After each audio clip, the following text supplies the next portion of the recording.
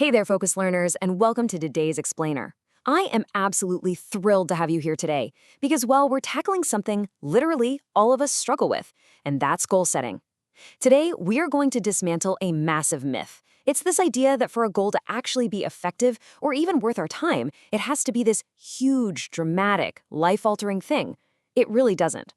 By looking at some super fascinating insights into human psychology and habit formation, we're going to see exactly why those grand plans almost always collapse, and why embracing tiny, seemingly insignificant actions is actually the ultimate secret to long-term success. So, I want you to answer this honestly. Have you ever made a massive goal, felt completely 100% on fire about it for maybe 3 whole days, and then you just quietly stopped? Yeah, we've all been there. You get this sudden burst of motivation, right? You decide you're going to completely overhaul your entire life by Monday, and then by Thursday, the whole thing has just quietly faded away. We tend to aim incredibly high, burn out almost immediately, and then, worst of all, we blame ourselves. But as we're going to see, the problem isn't you. It is entirely about the size of the goal. You know, there's this universally relatable thing I like to call the abandoned notebook phenomenon. As one insightful observer perfectly put it, I once wrote out an entire 5-year life plan in a brand new notebook, and I abandoned it on page 2. I mean, it's just so disarming and true, isn't it? You buy the beautiful new notebook, you get a really nice pen, your handwriting is absolutely perfect on page 1, it's filled with all your ambitions and dreams, and then you don't even make it to page 3. Okay, let's dive into this. Here is our roadmap for today. Number 1, the problem with big goals. 2, defining a small goal. 3, rebuilding your self-trust. 4, momentum and compounding growth. And 5, how to start today. All right, section 1, the problem with big goals and why our grand plans usually fail. Listen, the most empowering thing you can learn today is that failing at your goals isn't about you being lazy. It's really about designing goals for a perfect, completely fictional version of your life. What's really interesting here is the contrast. Meet your motivated Saturday self. You're fully rested, you just watched an incredibly inspiring video, and you plan to run 5 kilometers at 5 a.m., read 20 pages, and study a new language every single day. Sounds great, right? But on the other side is your tired Tuesday self.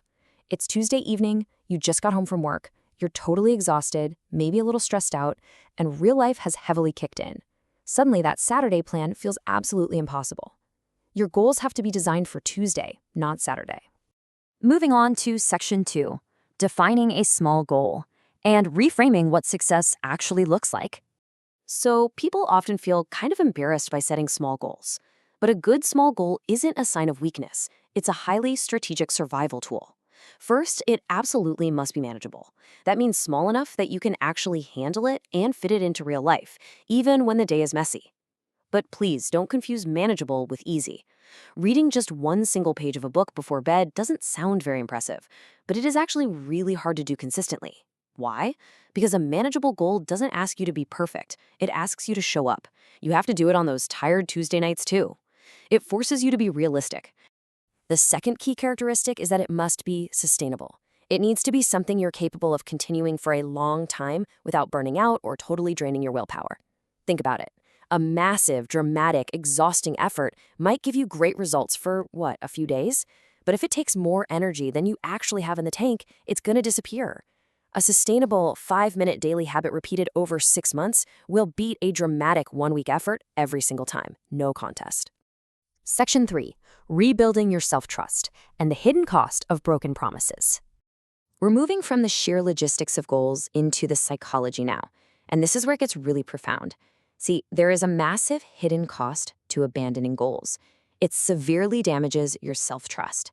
And self-trust is simply believing that when you say you are going to do something, you will actually follow through and do it.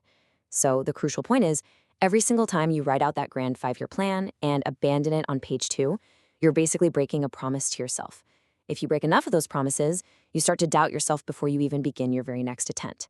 That quiet confidence you need just disappears. But the brilliant news is that small goals create emotional proof that you are someone who follows through.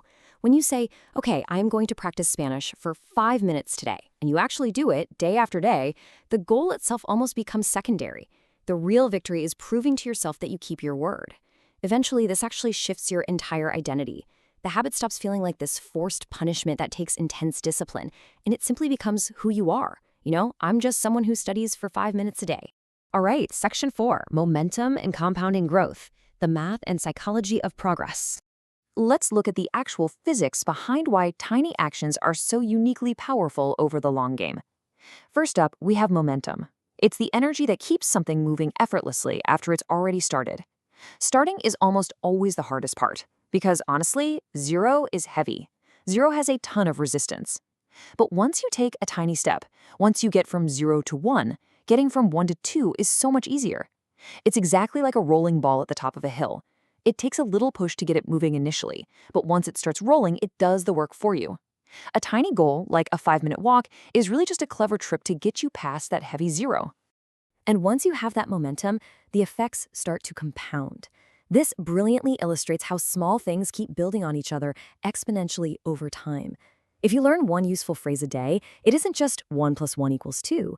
Learning that first phrase gives you the context and the confidence that makes learning the next phrase even easier. The growth literally builds on itself, exactly like compound interest in finance. Because of this compounding effect, the progress is incremental. It happens slowly, step by step, in small, steady amounts. Now, I gotta be honest with you. Incremental progress can be incredibly frustrating. It doesn't feel significant in the moment. You really can't see the change on a random Tuesday, much like trying to sit in front of a mirror and watch your hair grow. You don't see it day to day. But after 6 months, the change is undeniable. Let's anchor this with some actual numbers to show you the sheer power of incremental growth. $2,000. To put that into perspective, if you save just $5 a day, which is an amount that feels almost too small to even matter on day 1, it adds up incrementally to nearly $2,000 in a single year. But here is where the compounding really kicks in. By year 2, without any extra heavy lifting on your part, that tiny daily action has doubled to nearly $4,000. And that's before even adding actual financial interest to the mix. This proves exactly why waiting for the perfect time to start a massive goal actually costs you. Every single day you wait is a day of compounding power that you are missing out on. Which brings us to section 5, how to start today. Practical rules for real-world execution. So how do we harness all of this without accidentally turning a simple 5-minute walk into a 10K race? Well, here are 5 steps to execute this perfectly. Number 1, make it clear and specific. Don't just say, I'm going to exercise more. Say, I will walk for 10 minutes right after dinner. Number 2, make it small enough for a bad day. It absolutely has to be doable on a tired Tuesday when literally everything went wrong. Number 3, connect it to your existing routine. Don't add a whole new block to your day, just fold it in. If you make tea every single morning, spend that exact 5 minutes reviewing a language phrase. Number 4, track it simply and visually. A tiny check mark on a calendar is totally enough. And number 5, celebrate quietly. You don't need a parade or fireworks, just a quiet internal acknowledgement of, hey, I did what I said I would do. Now, this is absolutely crucial. When you inevitably miss a day, and for sure you will miss a day, remember this. Missing a day is just a pause. It is not a failure. Do not dramatically restart your tracking from 0. Just pick it up again the very next day without all the emotional drama. Treat it exactly like tripping while taking a walk. You don't lay down on the sidewalk and say, well, walking is completely ruined forever. No, you just catch your balance and carry on. Dramatic self-blame is actually the real enemy of long-term consistency. Which brings us to our final thought for today. I really want you to think about this. What is one small, manageable promise you will make to your tired Tuesday self today? Not your super motivated weekend self, but the tired, real version of you. Pick something tiny, keep that promise, rebuild your self-trust, and let the compounding begin. Thank you so much for joining me for this explainer, and I absolutely cannot wait to see the incredible momentum you are going to build.